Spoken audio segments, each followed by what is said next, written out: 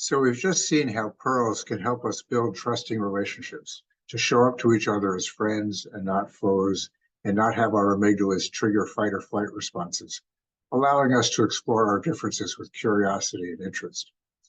But sometimes, I'd even say sooner or later, almost inevitable in most relationships, we will say something without meaning to that causes a bump that does make the other person feel threatened or defensive in some way.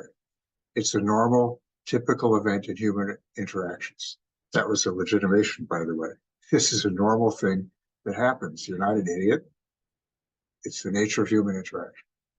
Now, I believe that the fear of this happening, these bumps, making each other uncomfortable, saying the wrong thing, is one of the biggest things that keeps us from talking to each other about our differences. I still feel this myself, and I expect I always will. The key is to not be intimidated by this fear, but instead to go on with the conversation anyway, because it's so valuable and so important.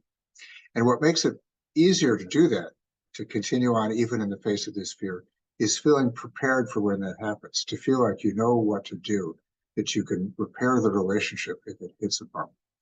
So here's a sequence for how that could work. First, as soon as you have any whiff that there might have been something wrong, a funny look crosses across someone's face, or you feel uncomfortable, they just seem to feel uncomfortable, take a time out. Say, wait a minute, I think something just happened. Then you could use a pearl to affirm the importance of the other person and your relationship with them. Then you can use a humble inquiry, an open, honest question to ask them about what just happened, what they experienced, and reflective listening to show that you got it, that you understood it. And if it's you that was experiencing the bump, you can explain what you just experienced. And here, the language with which you do this is really important. It would be important to use it in what we call I statements rather than you statements. When you said that, I felt marginalized, which is different than you marginalized me. We're the expert on our own reaction, but the other person is the expert on what their intention was. So if we make these accusatory statements, we're much more likely to trigger their amygdala and get that fight or flight response, which is going to be hard to talk to. So using an I statement, here's what happened to me, not here's what you did. Then once we have this understanding, then we can talk about a follow-up action, maybe using different language or something like that. So here's an example of what this sequence could look like. So I see that you kind of scowled when I said something. So I say, time out for a sec. You had a funny look on your face, and I got the sense that something I said made you uncomfortable or didn't sit with you very well. It's really important to me that we have a good working relationship. So I'm wondering if you could tell me what happened so we can work this out and come to know each other better. And then you'd say what was going on.